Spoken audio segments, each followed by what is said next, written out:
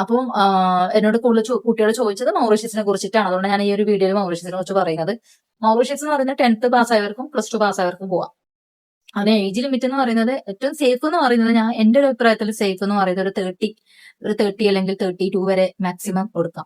പോവാം, plus up to 40 വരെ പോവാം, ഒരു പ്രശ്നമില്ല. പക്ഷെ അത് റിക്വയർമെന്റ്സ് ഈ പറയുന്ന ഹോസ്പിറ്റാലിറ്റി മാത്രമായിരിക്കും. റിക്വയർമെന്റ്സ് കുറയും, കൂടും. അപ്പോൾ നിങ്ങൾ മാക്സിമം സേഫ് എന്ന് പറയുന്നത് എപ്പോഴും ഒരു 30, ഞാൻ പറഞ്ഞില്ലേ 40 വരെ പോവാം, പ്രശ്നമില്ല. ഏജൻസിക്കാർ പറയും 45 വരെ പോവാം. നിങ്ങൾ മാക്സിമം എപ്പോഴും സേഫ് നോക്കാം, സേഫ് സോണിലാക്കി പോകാം. കാരണം ഈ സ്റ്റഡി അബ്രോഡ് എന്ന് പറയുമ്പോൾ നിങ്ങൾ നോക്കുമ്പോൾ പൈസ കൊടുത്തിട്ടാണ് പോകുന്നത്. അതും ഇപ്പൊ ഒരു 10,000 പോയാലും നിങ്ങൾക്ക് അത് വിഷമാവൂലേ? അല്ല, അപ്പൊ നിങ്ങൾ ഇതൊക്കെ ലക്ഷത്തിന്റെ ഇടപാടാണ്.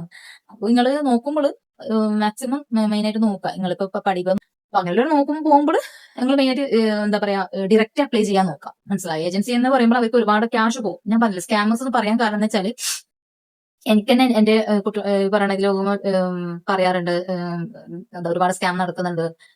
മിക്ക മൗറീഷ്യസ് പോയ സ്റ്റുഡൻസിന്റെ കയ്യിൽ നിന്ന് പോയത് എനിക്ക് തോന്നുന്നു ഒരു 5 ലക്ഷം, 3.5-4 ലക്ഷം രൂപയ്ക്കാണ് ടോട്ടൽ അവർക്ക് എക്സ്പെൻസ് ആവുന്നത്. അതും ഈ പറയുന്ന ഏജൻസിക്കാർ നല്ലൊരു എമൗണ്ട് വാങ്ങുന്നതെന്നാണ് പറഞ്ഞിട്ടുള്ളത്. അപ്പോ ഫീസൊക്കെ കുറവാണ്. ഫീസ് വളരെ, അപ്പൊ അവർക്ക് എല്ലാവർക്കും ബോധം വന്നത് അവിടെ എത്തിക്കഴിഞ്ഞിട്ടാണ് ഫീസ് വളരെ കുറവ് എന്നൊക്കെ ബോധം. പക്ഷെ ഫീസ് കുറവാണ്, ഞാൻ പറഞ്ഞില്ലേ. ഇപ്പം അതാണ് പറഞ്ഞത്, ഒരുപാട് ഇതൊക്കെ സ്കാമാണ്. മനസ്സിലായോ? അപ്പൊ എന്റെ ഈ വീഡിയോ എത്രത്തോളം എത്തുന്ന എനിക്കറിയാം. നല്ല ഏജൻസിനെ പറയില്ല, ഒരുപാട് നല്ല ഏജൻസീസ് ഇപ്പോഴും ഉണ്ട്, അവരെ ഞാൻ ഒരിക്കലും പറയില്ല. പക്ഷെ ഇങ്ങനെ നിൽക്കുന്ന ഉണ്ട് ഇഷ്ടംപോലെ. ഓക്കെ, അപ്പൊ നിങ്ങൾ നോക്കാം, ശ്രദ്ധിക്കാം മെയിനായിട്ട്. പിന്നെ സർവീസ് ചാർജ് മിക്ക യൂറോപ്യൻ കൺട്രിയിലായിരിക്കും. നിങ്ങൾ കാര്യം മനസ്സിലാക്കേണ്ടത്, ഇപ്പോൾ ചെറിയൊരു ഫീസ് വെച്ചിട്ടാണ് പോകുന്നതെങ്കിൽ അവരുടെ സർവീസ് ചാർജ് ഏതൊരു ഏജൻസി വാങ്ങും. അതിന്റെ കൂടെ എൻറോൾമെന്റ് ഫീസ് വാങ്ങുന്നവരുണ്ട്. ഓക്കെ, ഇങ്ങനെയൊക്കെയാണ്. അപ്പം നിങ്ങൾ എമൗണ്ട് കൊടുക്കുന്നതിനെ കൊണ്ടല്ല പറയുന്നത്, എമൗണ്ട് കൊടുത്താൽ നിങ്ങൾക്ക് നല്ല പോലെ ഒരു സർവീസ് നിങ്ങൾക്ക് കിട്ടാം. അല്ലാണ്ട് വിസ റിജക്ഷൻ ആ റിജക്ഷൻ വന്നിട്ടാകുമ്പോൾ നിങ്ങൾക്ക് വേറൊരു കൺട്രി നിങ്ങൾ എടുത്തു, നിങ്ങൾ ഇതെടുക്കുന്നവരെ ഫോഴ്സ് ചെയ്തിട്ട് അങ്ങനെയൊക്കെ ഉണ്ട്. ഓൾറെഡി ഞാൻ പറഞ്ഞിട്ടുണ്ട്. നിങ്ങൾക്ക് എന്തെങ്കിലും ഡൗട്ട് ഉണ്ടെങ്കിൽ കമന്റ്സ് ഇടാം, അല്ലെങ്കിൽ എനിക്ക് DM ചെയ്യാം, നോ പ്രോബ്ലം. പിന്നെന്ന് വെച്ചാല് ഇൻസ്റ്റയിൽ ഉണ്ടായതുകൊണ്ട് നമുക്കൊരു ചാറ്റ് ചെയ്യുന്ന ഒരു ഓപ്ഷൻ ഉള്ളത് കൊണ്ട് കുട്ടികളെ ഇപ്പൊ എന്നോട് ചോദിക്കുന്നുണ്ട്. അപ്പൊ അതുകൊണ്ട് നിങ്ങൾക്ക് ചോദിച്ചോ. മൗറീഷ്യസിൽ ഞാൻ പറഞ്ഞ 10th കഴിഞ്ഞവർക്ക് എടുക്കാം. അതേപോലെ ഒരു മാക്സിമം സേഫ് എന്ന് പറയുന്നത് 35, 30 വരെ ഞാൻ പറയും. 32 ഞാൻ പറയത്തുള്ളൂ കേട്ടോ. പിന്നെ ബാക്കിയുള്ളത് നിങ്ങളുടെ ഇഷ്ടമാണ്.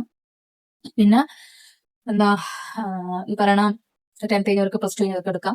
അതേപോലെ അവിടെ എന്ന് പറയുന്നത് +2 കഴിഞ്ഞ സ്റ്റുഡൻസ് ആണെങ്കിൽ ബാച്ചിലേഴ്സ് എടുക്കാം. ബാച്ചിലേഴ്സ് എന്ന് പറയുമ്പോൾ 3 വർഷത്തെ ഉണ്ടാവും. മെറ്റീരിയൽ യൂണിവേഴ്സിറ്റി ഉണ്ട്. അപ്പം ഫീസ് ഒക്കെ ഒരു 1.5 അത്രേ വരുന്നുള്ളൂ. ഇയർലി ഫീസ് വളരെ കുറവാണ് കേട്ടോ, വളരെ കുറവാണ്. ബാച്ചിലേഴ്സ് നല്ലതാണ് എടുത്താൽ ആ മെറ്റീരിയൽ എടുക്കുന്നതിൽ. പിന്നെ ഉള്ളത് 1 ഇയർ ഡിപ്ലോമയാണ്. 1 ഇയർ ഡിപ്ലോമ എന്ന് പറയുന്നത് 2 തരത്തിൽ ഡിപ്ലോമ ഉണ്ട്. അതായത് ഇപ്പോൾ 1 ഇയർ ഡിപ്ലോമ എന്ന് പറയുമ്പോൾ ഹോസ്പിറ്റാലിറ്റി ടൂറിസം ആണ് മെയിനായിട്ട് ഞാൻ പറഞ്ഞത്. ഹോസ്പിറ്റാലിറ്റി ടൂറിസം മാനേജ്മെന്റ് ആണ് ഉണ്ടാവുക. പിന്നെ വേറെ ഉണ്ട്, പക്ഷെ അവിടെ കൂടുതലും ടൂറിസ്റ്റ് കൺട്രി ആയതുകൊണ്ട് ഏറ്റവും കൂടുതലും നല്ലൊരു നിങ്ങൾ പഠിച്ചു കഴിഞ്ഞാലും ജോബ് കിട്ടുന്നത് ഏതിലാണ്? ഇപ്പോഴാണ് ഹോസ്പിറ്റാലിറ്റിയിലേക്ക് ആയിരിക്കും. അപ്പോൾ ടൂറിസം ആൻഡ് ഹോസ്പിറ്റാലിറ്റി കോഴ്സ് എടുക്കുകയാണെങ്കിൽ അവർ. പിന്നുള്ളത് ക്രൂയിസ് ഷിപ്പ് മാനേജ്മെന്റ് എന്ന് പറഞ്ഞിട്ട്, അത് കപ്പൽ, മറ്റേ ആഡംബര കപ്പലിൽ കേട്ടിട്ടുണ്ടല്ലോ. അപ്പൊ നമ്മളിപ്പോ ഇൻസ്റ്റയിലേക്കൊക്കെ ഒരുപാട് വീഡിയോസ് ഒക്കെ അങ്ങനെ ആഡംബര കപ്പൽ വർക്ക് ചെയ്യുന്നവരൊക്കെ ഇടുന്നുണ്ട്. അത് നല്ലതാണ്, അത് കിട്ടിയാൽ. അതാണെങ്കിൽ 1 ഇയർ പ്രോഗ്രാം ആണ്. അവിടെ ഈ പറയണ 3 മാസം മാത്രം സ്റ്റഡി ഉണ്ടാവും. ബാക്കിയുള്ള മാസമൊക്കെ ഈ പറയണ പെയ്ഡ് ഇന്റേൺഷിപ്പ് ആണ്. അപ്പൊ നിങ്ങൾക്ക് പഠിക്കുന്ന സമയത്ത് തന്നെ സ്റ്റൈഫൻഡിങ് കാർഡ് കിട്ടും. മനസ്സിലായോ? അങ്ങനത്തെ ഒരു ഇതാണ് ക്രൂയിസ് ഷിപ്പ് മാനേജ്മെന്റ്. അത് ഏറ്റവും നല്ലതാണ് കേട്ടോ. ഇപ്പൊ നിങ്ങൾ ഹോസ്പിറ്റലിൽ എടുക്കുകയാണെങ്കിൽ 1 ഇയർ കോഴ്സ് എടുക്കുകയാണെങ്കിൽ ഇതെടുക്കാം. പക്ഷെ എടുക്കുമ്പോൾ ശ്രദ്ധിക്കാം. എനിക്കൊന്ന് ബ്രോഡ് ഹോറിസണിൽ ഉണ്ട്. ആ ഒരു ബ്രോഡ് ഹോറിസൺ എന്ന് പറയുന്നത് നിങ്ങൾ ജസ്റ്റ് ഒന്ന് ഗൂഗിൾ ചെയ്താൽ മതി. ആ ഒരു യൂണിവേഴ്സിറ്റിന്റെ എല്ലാ ഡീറ്റെയിൽസും അതിൽ കിട്ടും. മനസ്സിലായോ? പിന്നെയുള്ളത് ഈ പറയുന്നത് ഞാൻ പറഞ്ഞ സ്റ്റീഫൻ ബിസിനസ് സ്കൂളിലും ക്രൂസ് ഷിപ്പ് ഉണ്ട്. പക്ഷെ അത് എടുക്കുമ്പോൾ ശ്രദ്ധിക്കാം. ഞാൻ പറഞ്ഞ ഞാൻ പേഴ്സണലി ഒരിക്കലും ഞാൻ നിങ്ങളോട് ഈ പറയുന്ന സ്റ്റീഫൻ ബിസിനസ് സ്കൂളിനെ ഞാൻ പറയില്ല, നിങ്ങളെ ഞാൻ റെക്കമെൻഡ് ചെയ്യില്ല. അമിറ്റിയിലാണെങ്കിൽ പ്രശ്നമില്ല. ഓക്കെ, അപ്പോൾ നിങ്ങൾ ഹോസ്പിറ്റാലിറ്റി കോഴ്സ് എടുക്കുകയാണെങ്കിൽ തന്നെ അവിടെ പഠിച്ചു കഴിഞ്ഞാലും ആ സർട്ടിഫിക്കറ്റിന് വാല്യൂ ഒക്കെ ഉണ്ട്. പിന്നെ പഠിച്ചു കഴിഞ്ഞാൽ ഇവര് പ്ലേസ്മെന്റ് കാര്യങ്ങളൊന്നും പറയുന്നില്ല. പക്ഷെ നിങ്ങൾക്ക് ഇത് ഞാൻ പറഞ്ഞിട്ട് യൂറോപ്പ് കൺട്രി അല്ല. അപ്പൊ നിങ്ങൾക്ക് വേണമെങ്കിൽ യൂറോപ്പ് കൺട്രിയിലേക്ക് നോക്കാം. അപ്പോ യൂറോപ്പ് കൺട്രിയിലേക്ക് നിങ്ങൾ തന്നെ നോക്കുന്നതിന് സേഫ്. വെച്ചാൽ ഇപ്പൊ യൂണിവേഴ്സിറ്റിക്കാർ ചെയ്തിരുന്നൊക്കെ പറയാൻ അറിയത്തില്ല എത്രത്തോളം അത് ജെന്യുവിൻ ആണെന്ന്. കാരണം എനിക്കിപ്പോ അവിടെ പഠിക്കുന്ന സ്റ്റുഡൻസിന് മാത്രമേ കുറച്ചൊരു അറിയത്തുള്ളൂ. ഇപ്പൊ കൂടുതലും പഠിച്ചു കഴിഞ്ഞിട്ടില്ല. പിന്നെ എനിക്കൊരു അവിടെയുള്ള ഒരു ചേച്ചി എനിക്കൊരു മെസ്സേജ് ഇങ്ങനെ എനിക്കൊരു ചേച്ചിയാണ് എന്നോട് പറഞ്ഞത്. അവർക്കൊരു ഈ പറയുന്ന വേറെ ഏതൊക്കെ കൺട്രീസ് പോയിട്ട് ഇപ്പൊ ലാസ്റ്റ് മൗറീഷ്യസിൽ നിൽക്കുന്നവരാ.